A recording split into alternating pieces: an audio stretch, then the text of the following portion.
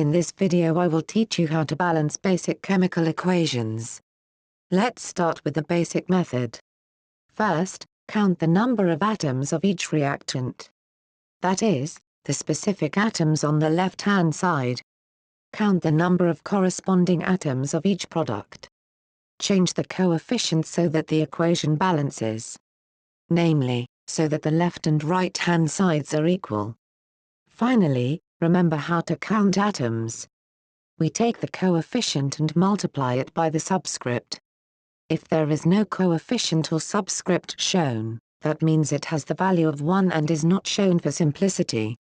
Recall a similar usage in algebra for variables. We will see examples of this process throughout the rest of this video. Methane and oxygen react to produce carbon dioxide and water. We are given the unbalanced equation representing this process. As our first step, we count the atoms on the left. Let's start with carbon. Let's see. We have one carbon atom on the left and one carbon atom on the right. Everything is okay there. Let's move on to hydrogen. There are 4 hydrogen atoms on the left and only 2 on the right. So let's add a coefficient of 2 to the water molecule to make 4 hydrogen atoms on both sides. Now what's left? Only oxygen. We have 2 oxygen atoms on the left, but 4 on the right. So let's add a coefficient of 2 to the oxygen on the left. There, now we have balanced our first equation. Moving on, we have phosphorus oxide combining with carbon to produce tetraphosphorus and carbon monoxide. If you do not know why we gave those molecules those specific names, forget it. Our first step should be to notice that there are 4 phosphorus atoms on the right and only 2 on the left. So we add a coefficient of 2 to the left molecule. Next we notice that our last operation also multiplied the amount of oxygen atoms by 2. We have 10 oxygen in the left and only 1 oxygen on the right. So we add a coefficient of 10 to the right molecule containing oxygen. Now notice that carbon on the left is also unbalanced. We fix this easily to give us our final, balanced equation. Now let's review our algorithm more closely now that we have done a couple problems. First, notice inequality in the number of atoms for a specific type of atom. When we say type of atom, we mean the kind of atom such as carbon or nitrogen or oxygen. Next, add or change the coefficient on the appropriate molecules so that the inequality no longer exists. Notice additional inequalities and mess around with the coefficients until the number of atoms on the left equal the number of corresponding atoms on the right.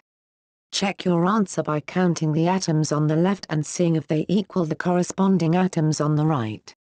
Remember that if you have a multiple-choice problem on an exam for balancing, a trick is to plug in the given coefficient and seeing if the particular arrangement of coefficients will balance the atoms.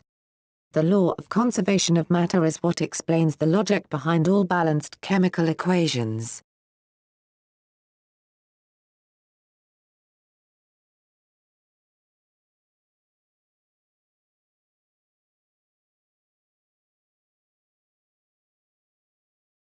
We notice that there are 6 carbons on the left and only 1 carbon on the right.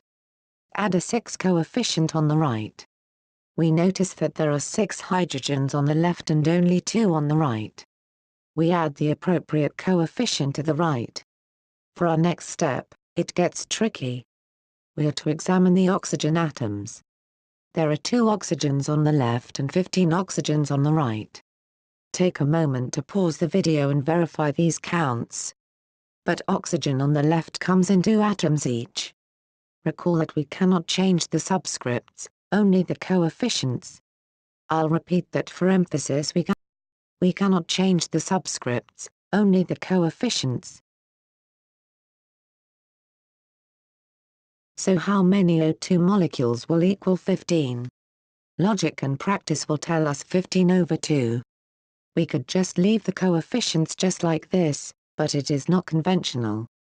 We can multiply everything by 2 to get the 2 out of the denominator. And we are left with the balanced equation in its conventional form. Let's take a look at one last reaction. Silver chloride plus difluorine will give us silver fluoride and dichlorine. Our instinct should be to notice that chlorine on the right has 2 atoms, and only 1 on the left. So we add a 2 coefficient at the left. Then we notice that there are 2 silver atoms on the left and only 1 on the right. Fixed. Finally, there are 4 fluorine atoms on the right and only 2 on the left. The balanced equation here fixes that.